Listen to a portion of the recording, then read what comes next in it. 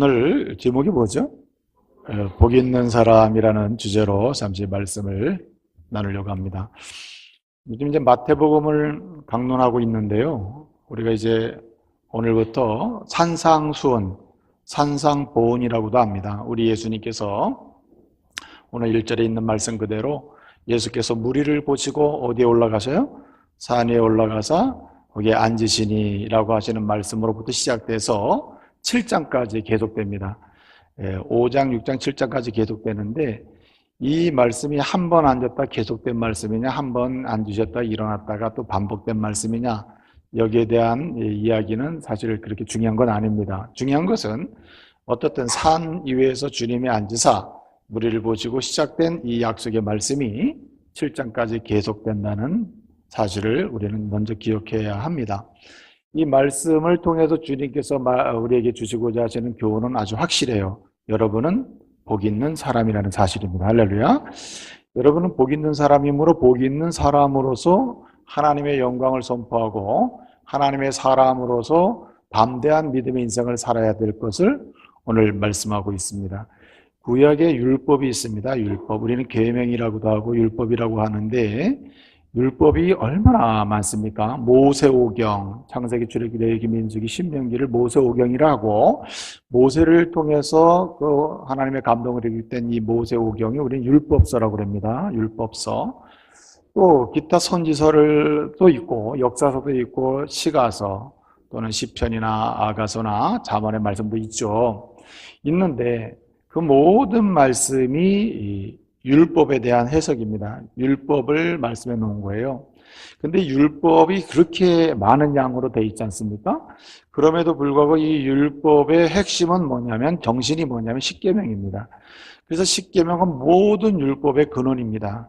그래서 십계명으로부터 모든 율법이 파생되는 거예요. 이 십계명을 통해서 그 시대 속에서 적용되어야 될 하나님의 사람의 삶의 모습, 그리고 하나님과의 관계를 설명할 때 그때 필요한 말씀이 주어질 때가 있습니다. 그때는 의식법이라고도 합니다. 율법은 아니나 의식적 율법이 있다. 그래서 이 의식적 율법이라는 것은 그 시대에 한정을 짓고 사용되고 사라지게 되는 것이죠. 예를 들어서 구약의 제사법, 오늘 그 제사법으로 우리가 제사 드리는 게 아니죠. 그렇죠? 그래서 이런 율법을 그 시대에 적용해 나갈 때, 그 말씀에 적용해 나갈 때 그때 또 의식법도 주시고 사회법도 주십니다. 그런데 그 모든 율법의 근원은 뭐냐면 십계명이다. 이 십계명은 우리가 모랄로 도덕법이라 해요. 그는 모든 율법의 정신이 되고 하나의 프린시플이 되는 거예요. 원리가 되는 것입니다. 그래서 이 구약 성경은 율법인데 계명인데 계명의 정신은 핵심 뭐라고요? 못 들으셨나? 십계명. 네? 십계명이 이 율법의 핵심 정신입니다. 원리입니다, 원리. 그리고 그 십계명을 그 시대 적용해 나갈 때 때로는 말씀을 풀어서 의식으로 주시기도 하시고 또 직접적 생활에 관련된 것을 한계를 지어서 또 계명을 주시기도 하는 겁니다. 그러나 모든 계명의 근원은 뭐냐면 십계명입니다. 십계명이 모든 율법의 원리와 정신을 제공해 주는 거예요. 그래서 모든 율법의 해석은 무슨 정신을 따라 해야 되냐면 십계명의 정신과 원리를 따라서 해석을 해야 되는 겁니다. 우리 주님께서 이제 이 땅에 오셨습니다. 우리를 죄와 사망에서 구원하시기 위해서 우리 예수님이 오셨죠. 주님이 오셔서 우리에게 하나님 나라 백성이 되게 하셨습니다. 하나님 나라 백성 된 사람은 복 있는 사람인데 복 있는 사람은 어떤 사람인지, 복 있는 사람은 어떻게 살아야 되는지, 천국 백성은 어떠한 삶의 태도를 지녀야 되는지 그 말씀을 복음서를 통해서 쭉 알려주셨습니다. 그런데 그 핵심적인 내용이 마치 구약 성경에 모세오경이 있듯이 신약 성경에 복음서가 있고 복음서의 핵심은 또 어디에 있냐면 산상보훈입니다. 산상보훈. 그래서 5장, 6장, 7장은 굉장히 중요한 말씀에 속해요.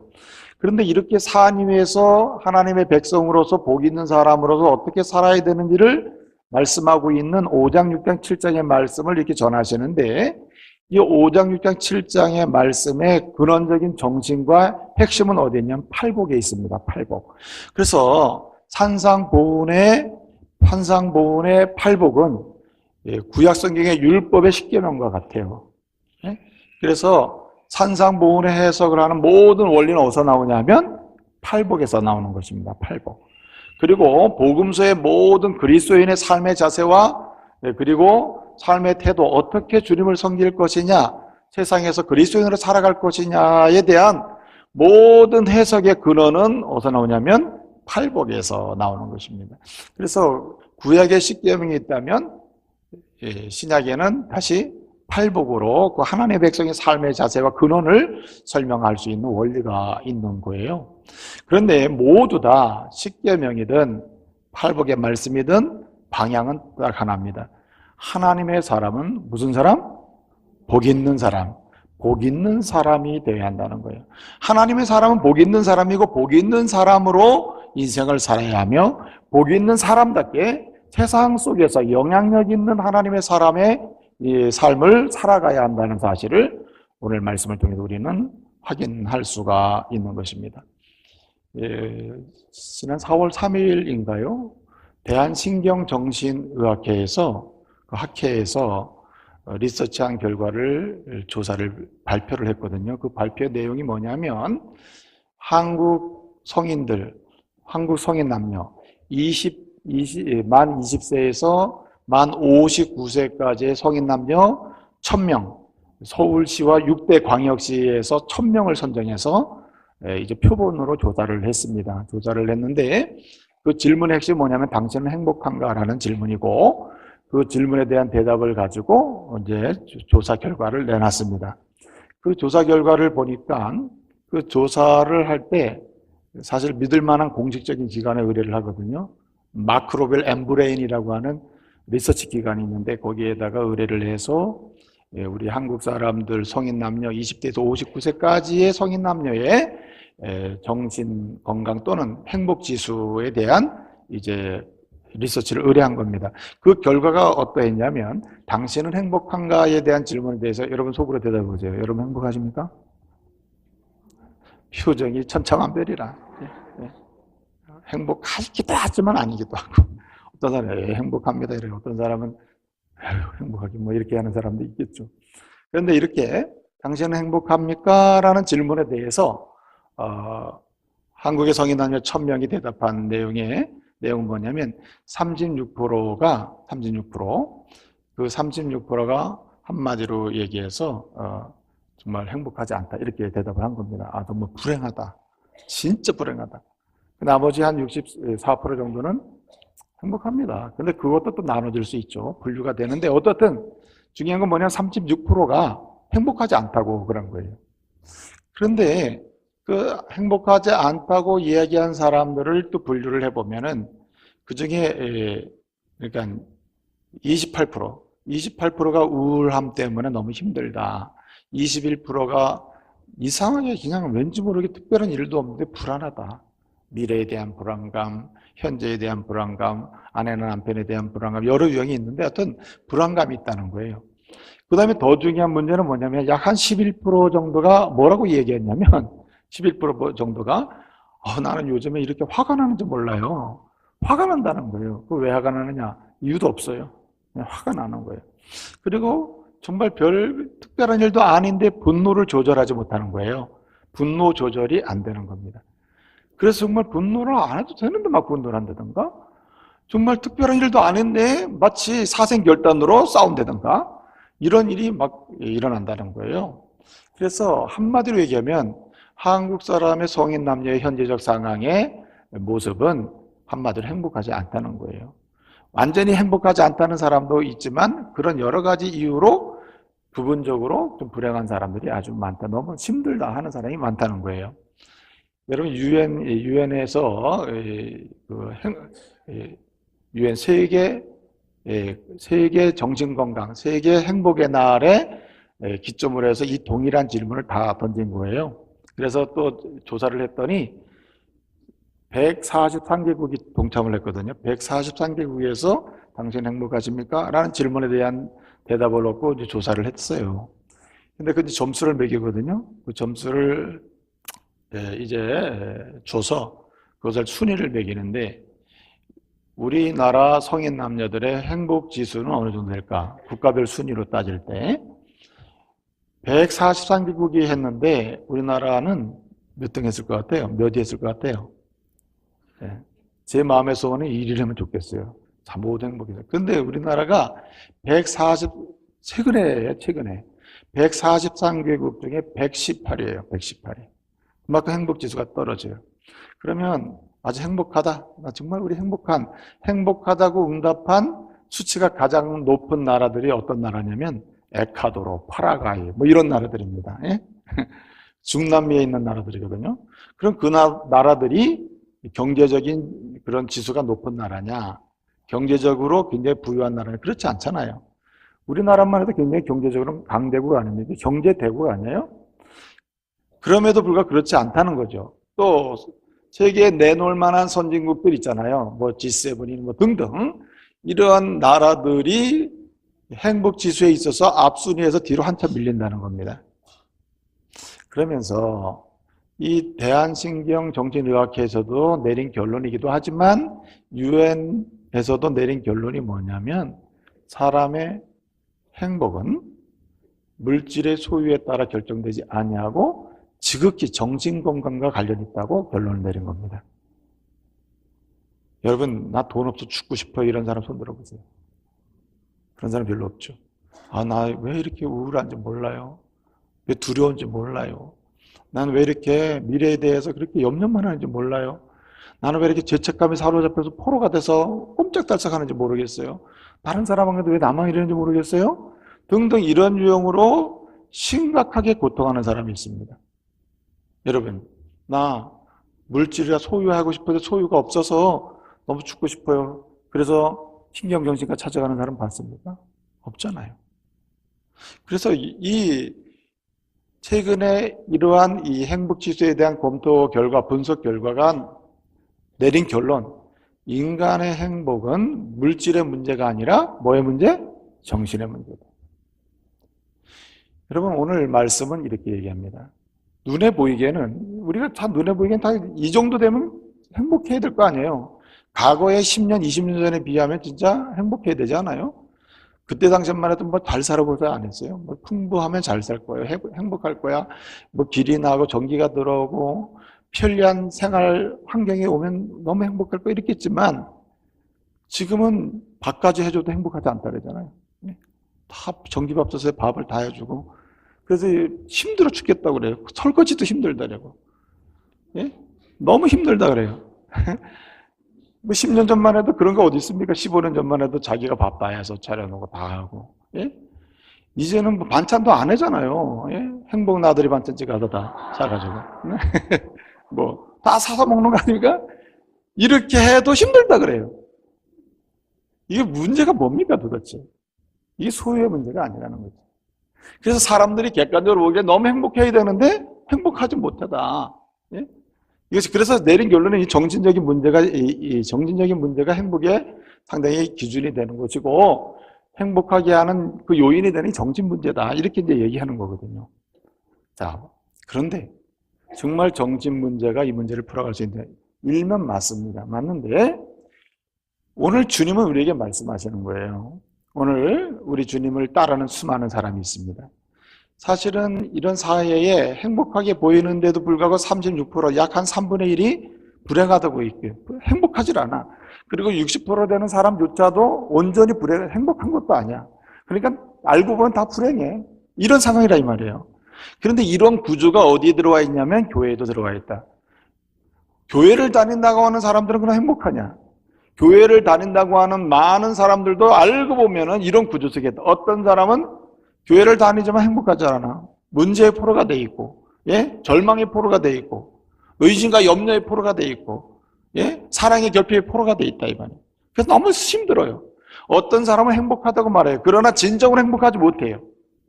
이런 부류가, 이런 구조가 교회 안에도 그대로 들어와 있다는 것입니다. 주님은 이러한 모습을 보고 말씀하시는 거예요. 너희가 내 앞으로 왔느냐? 너희가 나에게로 왔느냐? 그러면 너희야말로 진정으로 뭐한 사람? 복 있는 사람이 돼야 한다는 말입니다. 할렐루야. 아니, 오늘 말씀은 이렇게 얘기해요. 너희는 복 있는 사람이니 복 있는 사람으로서의 인생을 살아야 된다고 말씀하고 있어요. 그러므로 여러분, 나는 복 없다고 말하지 마시고 여러분, 복 있는 사람 되시기를 말씀으로 축복합니다. 여러분, 복 있는 사람이 돼야 한다는 사실 오늘 말씀해 주고 있어요. 하나님의 교회도 분류가 돼요. 크게 두 부류가 나뉘어요. 오늘 말씀 보게 되면 1절에 예수께서 무리를 모시고 산에 올라가 앉으사, 그리고 2절에 입을 열어 가라사 이렇게 말씀하십니다. 근데 무리를 보시고 시작하신 말씀인데 나와서 듣는 사람은 누구를 했습니까? 1절을 보니까 예수께서 무리를 보시고 산에 올라가 앉으시니 누가 나왔어요?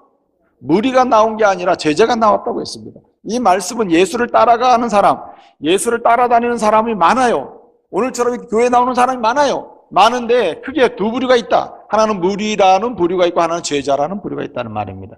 예수님 말씀은 요지는 여기에 있습니다. 누가 행복한 사람인가? 누가 복 있는 사람인가? 교회를 나온다고 복 있는 사람이 아니라, 예수를 따라온다고 복 있는 사람이 아니라, 복 있는 사람은 무리에서 제자로 간 사람이, 할렐루야. 무리가 복 있는 사람이 아니라 제자가 복 있는 사람이라는 말입니다. 제자가 다 복 있는 사람이 아니라 진실로 제자다운 사람이 복 있는 사람이라는 말이에요. 그러므로 여러분, 지금까지 교회를 나오는데 무리에 껴서 나왔다면 여러분 제자의 그룹으로 들어가시기를 말씀으로 축복합니다. 제자의 그룹에 껴서 그저 주님을 따른다고 고백하고 지났다면 이제는 진정한 제자의 그룹으로 들어가시기를 말씀으로 축복합니다. 이 사람이 곧 복 있는 사람이라는 말입니다. 여러분, 복 있는 사람은 오늘 12절을 보게 되면 기뻐하고 하늘의 상이 커요. 하늘의 상이 뭔 줄 알고 살아요. 즐거워 삽니다. 여러분, 기뻐하라는 말씀은 사실은 수동성이 좀 있습니다. 그러나 즐거워라는 말은 굉장히 능동성이에요. 그래서 그리스도인은 그 자체로도 기뻐하게 돼 있지만은 동시에 능동적으로 의지를 가지고 기뻐하며 사는 사람이 되어야 한다는 말입니다. 왜? 복 있는 사람이기 때문에. 그러므로 저와 여러분이 오늘 이 말씀을 통해서 복 있는 사람으로 나가시는 은혜가 있기를 말씀으로 축복합니다. 언제까지 무리에 껴서 남들을 다 흘러가는 대로 흘러가다가 그냥 그만둡니까? 언제까지 쫓아다니다가 그만두냐 말이에요. 이래서는 안 된다는 거예요. 여기 수많은 무리들이 예수를 따랐습니다. 근데 그 가운데는 어느 시점이 되면 다 그만둬서 고향으로 돌아가고 예수를 상관없이 돌아가는 사람들이 늘어나는 거예요. 그러나 여기 제자들은 어떻습니까? 끝까지 주님을 따라가는 사람들이다. 여러분, 복 있는 사람은 무리에 껴서 사는 사람이 아니고 제자의 그룹에 속한 사람이고, 복 있는 사람은 제자들 가운데 진실로 그리스도와 함께하는 사람이 제자입니다. 이 사람이 바로 복 있는 사람이 되는 것입니다. 아무쪼록 저와 여러분이 오늘 말씀을 통해서 무리에서 제자로, 제자에서 진정으로 헌신된 제자로 나아가는, 그래서 복 있는 사람으로 하나님 앞에서 아주 복 있는 사람답게 살아가는 은혜가 있기를 말씀으로 축복합니다. 그러면 여기 복 있는 사람은 누구냐? 어떤 사람이 복 있는 사람이냐? 오늘 정말 중요한 사실은 뭐냐면 예수와 관계가 있는 사람이 복 있는 사람이에요. 관계 있는 것처럼 보여도 관계가 없는 사람은 복 있는 사람이 아니라는 거예요. 복 있는 사람이 되는 방법은 예수님과 관계가 있어야 된다는 말입니다. 오늘 3절을 보게 되면 이렇게 말합니다. 심령이 가난한 자는 복이 있나니 저가 뭘 얻을 것이요? 천국을 볼 것이요. 천국을 소유하게 된다고 했습니다. 천국이 그들의 것임이라고 했습니다. 오늘 10절을 보게 되면 10절 마지막 절을 보게 되면 뭐라고 했습니까? 10절에 의를 위하여 핍박을 받는 복이 있나니 천국이 저의 것이며 그들의 것이다, 천국이. 그러면서 하시는 말씀이 이렇게 말씀을 하고 있습니다. 여기 7계명 6번째 계명을 보게 되면, 6번째 복을 보게 되면 이렇게 얘기합니다. 5번째는 뭐라고 했습니까? 5번째는 긍휼히 여기는 긍휼히 여김을 받는다고 했는데, 그 다음에 6번째로 들어가면 이렇게 얘기해요. 마음이 청결한 자는 복이 있나니 그가 누구를 봐요? 하나님을 볼 것이며 라고 했습니다. 그 다음에 7번째로 가면 뭐라고 하냐? 합평케 하는 자는 복이 있나니 저가 하나님의 아들이라 일컬음을 받게 된다 그랬어요. 그리고 마지막은 그 천국이 그의 것이라고 했습니다.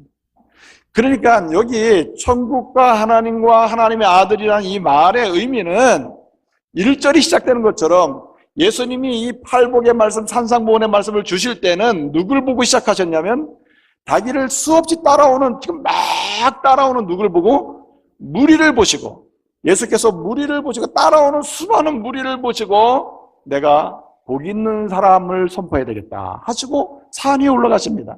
그런데 이 수많은 무리가 따라오고 있었으나 실제로 이 복 있는 자의 말씀, 이 복 있는 사람, 이 팔복의 말씀이 선포되는 현장에 직접 그 말씀을 받아들이고 믿음으로 받는 사람은 딱 한 분입니다. 무리가 아니라 제자라는 말이에요. 여기 무리와 제자의 전환은 어디에 있냐면 주님과 직접 친밀한 관계가 있느냐 없느냐의 문제래요. 멀리서 볼 때는 예수와 관계가 있는 사람처럼 보였는데 실제로 그 내면으로 들어가면 예수와 전혀 관계없는 사람이 있었다는 거예요. 그 사람은 무리라는 거예요. 무리. 그래서 심령으로 내면으로 정말 주님과 관계가 있는 그 사람이 바로 제자라는 말입니다. 이 사람이 누구예요? 복이 있는 사람이란 말입니다. 여러분, 복이 있는 사람이 되는 길, 복이 있는 사람의 그 시작은 우리 주님을 구주로 고백하는 그 고백에서 시작됨을 믿으시길 바랍니다. 예수를 창조주로, 예수를 구속주로, 예수를 영원한 나의 인도자로 고백하고 밀접한 심령의 관계를 맺은 사람, 이 심령으로 주님을 고백하고 내면의 내 영적인 그런 믿음의 고백으로 주님과 관계를 맺은 사람만이 복 있는 사람이 될 수 있다는 말입니다. 여러분, 복이라는 것은 외부로부터 우리가 찾아오는 게 아니라 내부로부터 나오는 거예요. 내부로부터 내 속에 복이 있느냐? 그렇지는 않습니다. 내가 예수를 구주로 고백하고 예수를 모실 때 예수가 복이신데 그 예수님으로부터 복이 나오는 줄로 믿으시기 바랍니다. 여러분, 성경을 보게 되면 창세기 1장 27절에 사람을 만드시잖아요. 우리가 우리의 형상을 따라 우리의 모양을 따라 사람을 만들자 하시고 사람을 만드시며, 그리고 27절에 보니까 뭐라 그래요? 사람을 만드시고 난 다음에 그들에게 뭘 주시고?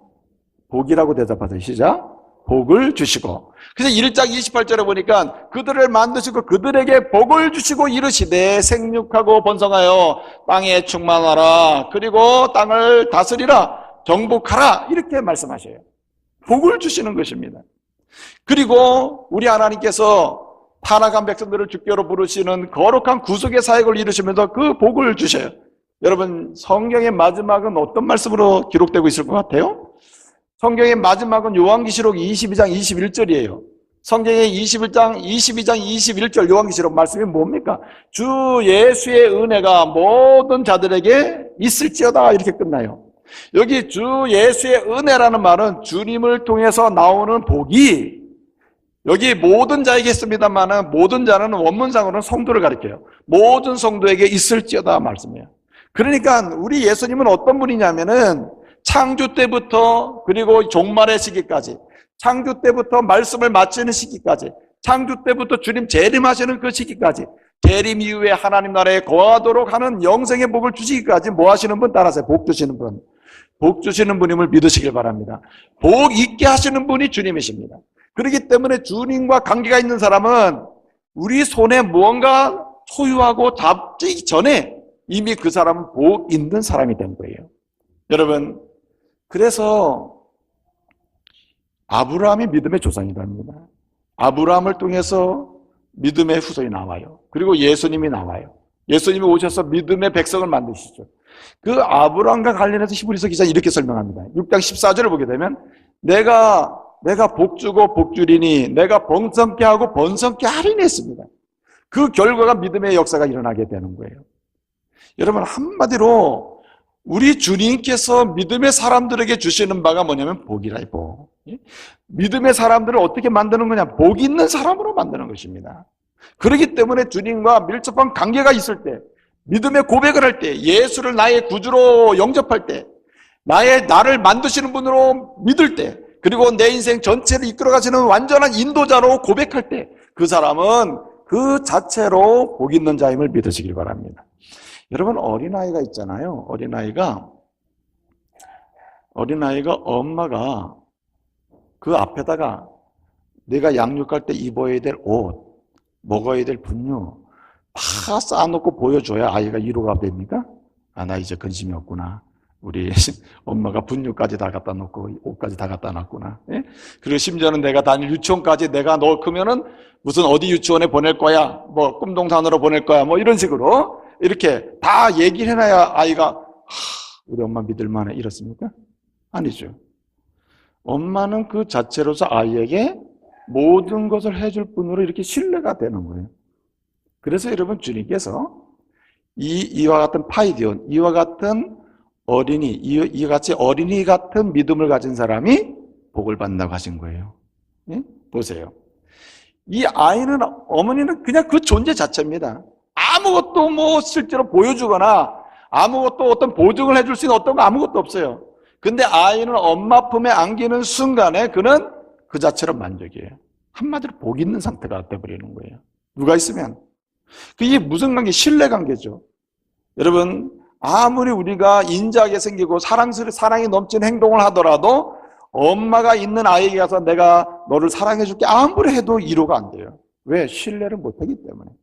근데 여러분, 마찬가지로 하나님의 사람들이 복 있는 사람으로 살기 위해서는 절대적으로 예수 그리스도를 향한 절대적 신뢰와 믿음이 있어야 된다는 거예요. 그것만이 복 있는 인생을 살 수 있는 유일한 길임을 믿으시길 바랍니다. 이것은 소유의 문제가 아니라 존재의 문제예요. 내가 누구를 신뢰하는 존재가 되느냐?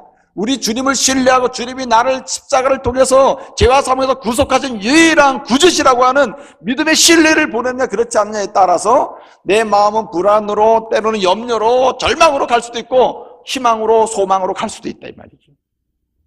사랑하는 믿음의 가족 여러분, 저와 여러분이 예수 그리스도 그분이 나를 만드셨을 뿐 앞으로도 내 인생을 만드시고 나를 죄와 사망에서 구속하신 그분이 나를 하나님 나라의 영원한 안식에 들어갈 때까지 인도하심을 믿으시길 바랍니다. 절대적으로 신뢰를 할 때 우리는 염려가 없게 되는 거죠. 여러분, 우리는 보면 의심하고 염려할 게 너무 많아요.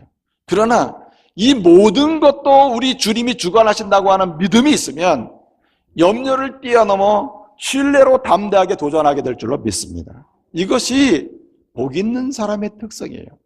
그래서 복 있는 사람은 어떤 사람이냐? 복의 근원이 누구? 예수 그리스도라.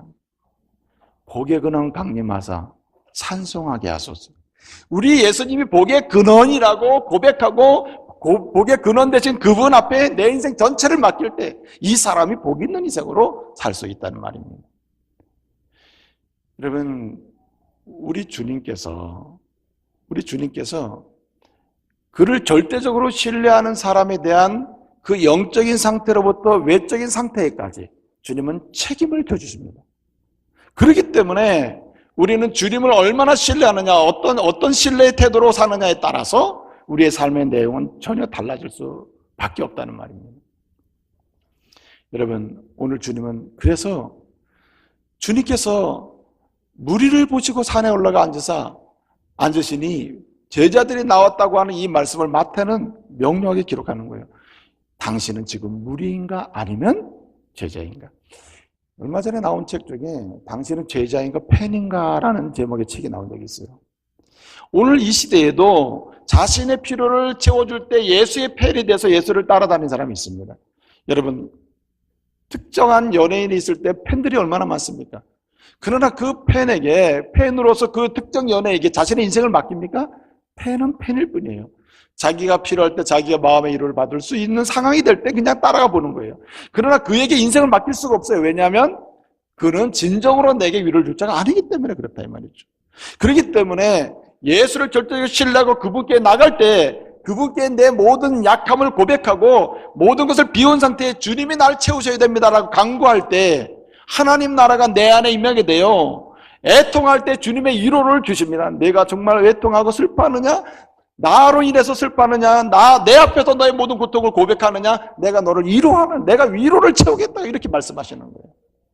여러분, 내가 정말 온유함으로 다른 사람과 경쟁하지 아니하고 오히려 다른 사람을 긍휼히 여기면서 온유함으로 나처럼 나가기를 원하는 내가 너에게 필요한 땅의 모든 걸 주겠다고 하시는 거예요.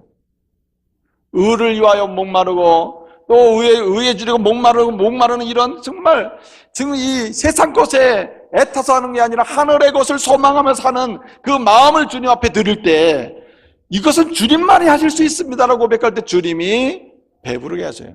여러분, 없어도 배부르다는 말을 여러분 많이 쓰지 않습니까? 부족해도 난 배부르다. 예? 예수가 우리 안에 계시면 그 자체가 배부름이요 풍성함이요 그리고 충만함인 줄로 믿으시길 바랍니다. 그래서 예수를 절대적으로 신뢰하느냐 그렇지 않느냐. 여러분, 예수만이 유일한 믿음의 주요, 믿음의 대상이요. 그래서 그 믿음의 능력을 행사하시는 구속의 주이심을 믿으시길 바랍니다. 그래서 여러분 평생에요, 이 세상에 믿을 것 없어도 오직 예수 그리스도 그분만은 내 인생을 걸고 믿어야 될 유일한 분이라 하는 고백의 신앙으로 나가야 하는 거예요. 두 번째로 여러분, 오늘 누가 복이 있는 사람이냐, 복이 있는 사람이 어떤 사람이냐, 오늘 주님 말씀하셔 복의 근원으로 예수를 믿을 뿐만 아니라 그분을 닮아가는 사람이 복이 있는 자입니다. 오늘 여기 말씀을 보게 되면요, 3절부터 이제 팔복이 소개됩니다. 10절까지 쭉 소개가 되는데, 그 첫 번째 복이 뭡니까? 심령이 가난한 자는 복이 있다. 뭘 얻는다 그랬어요? 천국이 저의 것임이라고 했습니다. 두 번째로 뭐라 그랬어요? 거기 이 심령이 가난해지면 애통할 줄 알게 돼요. 내가 정말 뭔가 부족하구나, 이런 문제가 있구나, 애통할 줄 알게 되거든요. 그래서 애통하는 사람, 정말 심령으로 애통하는 사람, 가난한 마음으로 애통해서 주님께 구하는 사람, 그에게 뭘 준다 그랬어요? 그가 위로를 받는다고 했습니다. 그런 가운데서 그렇구나, 정말 이것이 세상과 경쟁하지 않냐고 누구를 죽여야만 내가 사는 것이 아니라 나도 살고 당신도 살 수 있구나, 하나님의 은혜 가운데. 그래서 온유함으로 나갈 때에 그 사람에게 진정으로 필요한 땅을 기업으로 준다 이 말이에요. 그런 이 사람은요, 하나님이 원하시는 것을 찾고 구하기 때문에 의에 줄이고 목마른다 그랬고, 그런 사람은 배부름의 축복, 충만함의 축복, 평강의 축복, 기쁨의 축복을 누리게 된다는 거예요. 근데 여러분 보세요, 쭉 가죠. 그 다음에 여러분 다섯 번째 뭐라 했습니까? 긍휼히 여긴 자는 긍휼의 여김을 받는다 했습니다. 여섯 번째 또 뭐라 했습니까? 마음이 청결한 데는 복이 있나니 그가 하나님을 본다 했습니다. 얼마나 위대한 축복입니까? 그리고 여기 합평케 하는 자는 복이 있다. 다른 사람과 다른 사람 합평의 선물을 나누고 베푸는 이 사람에게 복이 있다. 이 사람은 하나님의 아들의 일컬음을 받는다 했고, 의를 위해 핍박을 받는 자는 그는 천국이 저의 것임이라고 했습니다. 근데 보세요, 오늘 이 8가지 복을 보게 되면은, 이 복을 보게 되면 묻습니다, 여러분. 진정으로 솔직하게 진솔하게 한번 대답해보세요. 나도 이런 사람 될 수 있다고 생각이 되면은 눈을 깜빡해 보세요. 예? 아니면 내 스스로 진짜 어렵겠다 생각하는 사람은 고개를 더 높이 드세요. 여러분, 마음에 심령이 가난하고 애통하고 온유하고, 그리고 의해주려 목이 마르고 긍휼히 여기고, 그리고 마음이 청결하고 합평케 하고 말이에요, 의를 위하여 핍박을 받는 이 상태가 이게 가능하냐 말이에요. 마음에 생각해보면 정말 이거는 이상이라 이상. 내가 오늘 이 시대에 내가 이걸 할 수 있을까? 할 수가 없는 상황이 되어버리는 거예요. 근데 여러분, 우리 안에 이러한 은혜가 있을 줄로 믿으시길 바랍니다. 이건 내가 얻는 것이 아니라 우리 주님이 주는 것이에요. 이미 예수를 구주로 믿고 복의 근원 되신 예수를 믿고 그분을 영접할 때, 바로 심령이 가난하신 분, 온유하신 분, 의에 줄이고 목마르신 분, 그리고 긍휼히 여기신 분, 합평케 하신 분, 의를 위해 핍박받으신 분, 그분이 누굽니까? 그분이 예수 그리스도심을 믿으시길 바랍니다. 그분이 100% 완성하셨어요. 그래서 그분을 믿는 자마다 그 은혜의 소유가 자기의 것이 되는 거예요. 예수가 내 안에 계실 때 그의 모든 것이 내 것이 되는 것입니다. 그렇기 때문에 우리가 할 일이 있다면 그를 뭐 하는 거예요? 닮아가는 것입니다. 노력하는 게 아니에요. 닮아가는 거예요. 근데 여러분, 이 팔복의 말씀을 보게 되면은 놀라운 것은 심령이 가난한 것부터 시작해서 의를 위해 핍박받는 이 8가지 쭉 보게 되면 말입니다, 여러분 생각에 점점 올라가는 쪽입니까? 내려가는 쪽입니까? 상황적으로 보게 되면. 예? 여러분들은 다 믿음이 좋으셔서 다 올라간다고 그랬는데, 상황을 보게 되면 의를 위해 핍박받는 거니까 내려가죠. 내적으로는 심령이 가난하고 온유하고 애통하게 보이질 않잖아요. 그런데 갈수록 어떻게 드러나죠? 예? 실제 긍휼이 여기잖아요. 그리고 마음의 청결함이 드러나잖아요. 정직하고. 그 다음에 어떻게 다른 사람과 사람 사이의 평화를 만들어내잖아요. 나의 희생에서라도 좀 합평케 해야 되겠다. 그렇게 하는 거 아니에요? 그리고 뭐예요? 의를 위해 핍박을 받아요. 손해를 보기도 해요. 야, 보세요. 그러면 어떻게 해요? 올라갑니까? 내려갑니까? 내려간다 이 말이에요. 그래서 예수를 닮아가는 것은 따라서요, 끝이 없이 내려가는 것이다. 끝이 없이 낮아지는 것, 이것이 바로 복 있는 사람의 특징임을 믿으시길 바랍니다. 어떤 사람 말하면 이 정도 낮아졌으면 됐지라고 말하는 순간에 주님은 말씀하십니다. 그건 낮아진 게 아니다. 오늘 여기 팔복을 통해서 주님을 닮아가는 상태, 이것이 복 있는 사람의 특징인데, 복 있는 사람은 닮아가는 뭐냐? 낮아지는 거예요. 극도로 낮아지는 것입니다. 낮아지는 지점은 어디냐? 말로 할 수가 없어요.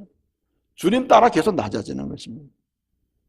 그래서 끝을 설정하고 내가 어디까지는 낮아져야지 하고 있다면 이 사람은 낮아지는 게 아닙니다.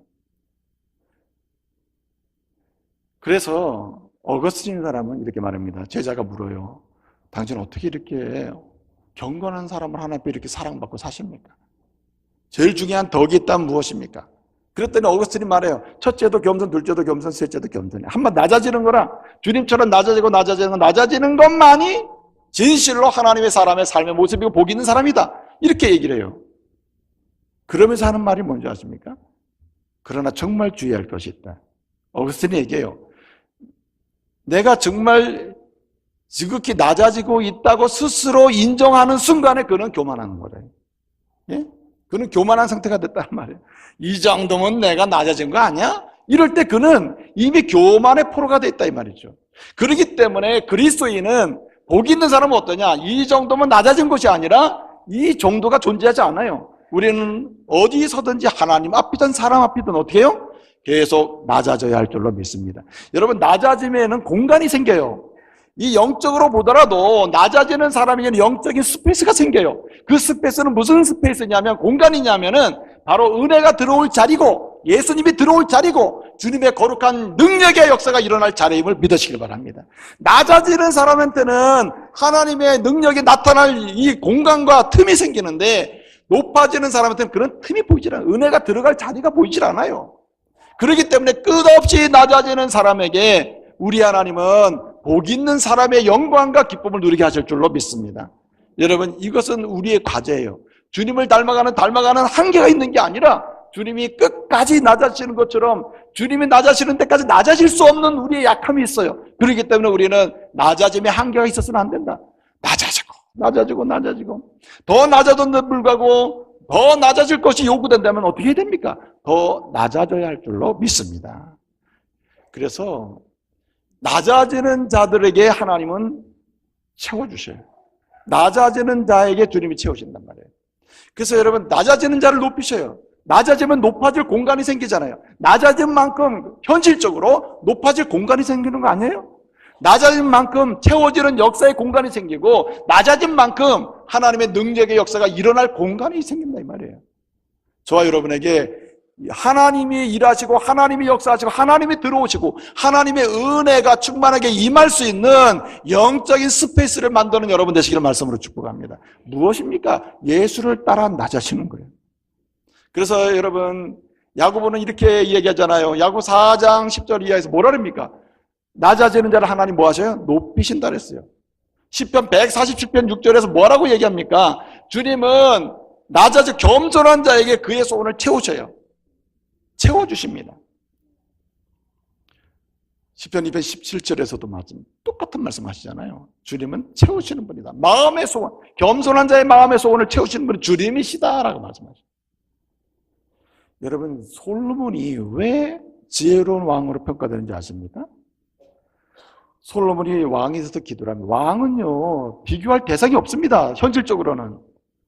근데 왕이 나가 솔로몬이 얘기합니다. 하나님, 내가 이렇게 왕이 됐는데 왕 노릇 제대로 하고 싶습니다. 내가 이렇게 할 수가 없습니다. 그러면서 뭐라고 고백합니까? 나는 왕이지만, 현실적으로는 왕이지만 주님 앞에서 내 자신을 보건대 나는 어린아이입니다. 낮춰요. 어린아이입니다. 한마디로 출입할 줄 모릅니다. 현실적으로 왜 출입 못하겠어요? 왕궁을 출입 못하겠습니까? 다 하죠. 재판도 할 수 있습니다.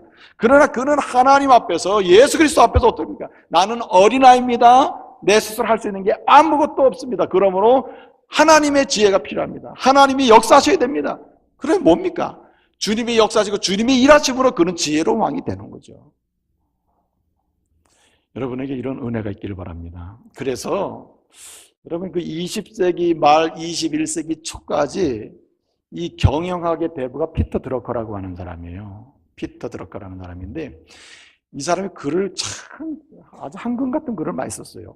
근데 이 피터 드러커가 한 말이 뭐냐면은, 훌륭한 경영인, 20세기 말 21세기를 빛낼 수 있는 경영인은 어떤 사람이냐, 무엇을 하느냐 하는 일에 의해서 이 시대를 빛낼 수 있는 경영인이 되는 게 아니라 어떤 사람이 되느냐에 대한 문제를 얘기했어요. 무엇을 하느냐, 어떤 일을 하고 있느냐가 그 사람의 CEO, 이 시대에 빛낼 수 있는 뭔가 존경받는 CEO가 될 수 있는 그런 기회가 되는 게 아니라 어떤 사람이 되느냐, 한마디로 성품의 문제라. 이 성품의 문제. 맞는 말씀이에요. 우리가 교회에서 어떤 일을 하느냐가 그 사람을 평가하는 기준이 아니라 그가 주님을 어떻게 닮아가느냐의 문제예요. 일을 많이 하더라도 주님처럼 낮아지지 않는다면 그의 봉사는 헛되고 헛된 것입니다. 끊임없이 주를 따라 낮아질 때 은혜가 임하고 주의 역사가 일어나고 주의 인도하심을 경험하고 주님의 영광을 드러내는 결실 있는 봉사를 할 수 있는 것이에요. 저와 여러분이 주님을 닮아 끊임없이 낮아지는 은혜가 있기를 말씀으로 축복합니다. 그래서 사실은 이 팔복을 보게 되면 심령이 가난한 자, 애통하는 자, 그 다음에 여기 뭡니까? 또 온유한 자, 또 의여지르고 목마른 자, 이 네 가지 앞에 네 가지 복은요 하나님에 관한 성품의 태도예요. 하나님에 대해서 우리는 어떤 성품으로 하나님을 대해야 되느냐.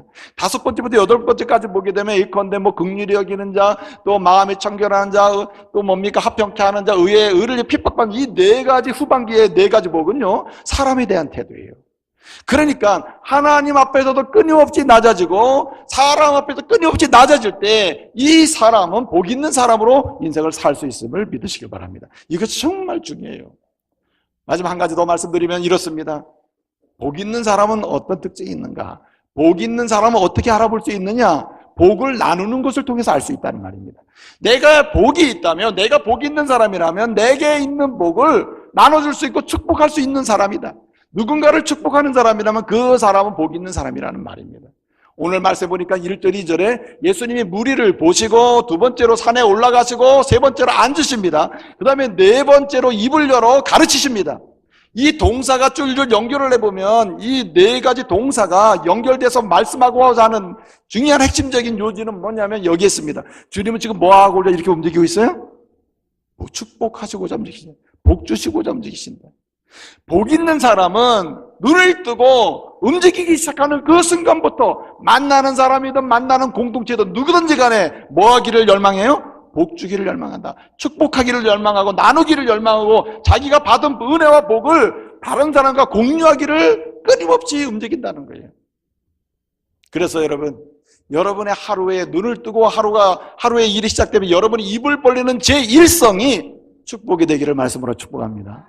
여러분이 입을 벌리는 순간에, 아침에 눈을 입을 벌리는 순간에 하나님을 찬양하고 함께하는 남편이나 아내를 축복하는 은혜가 있기를 바랍니다. 예? 아침에 눈을 떴더니 말해요. 오늘따라 새벽 기도를 갔다 와서 주무시면서 밥도 안 하고 있다, 아내가. 예? 그러면 아침에만 새벽 기도 가지 말지 왜 밥도 안 하고 주무시냐고. 예? 왜 이렇게 잠자고 있냐고 말이야. 화를 내고 막 일어나서 막 씩씩거리면서 일어나는 남편이 이게 멋진 남편입니까? 어떻게 됩니까? 푹 주무세요. 괜찮아요. 내가 밥 안 먹은 들 어떻습니까? 오늘 푹 주무셔. 내 아내가 푹 주무셔서 행복하다면 나는 오늘도 주님의 이름으로 출근합니다. 할렐루야. 이러면 나갈 수 있어야지. 이게 입을 벌려서 어떤 상황이 벌어지든 제 일성은 뭐 해야 돼요? 축복이 있어야 된다. 오늘도 주의 이름으로 남편을 축복합니다. 주님의 이름으로 아내를 축복합니다.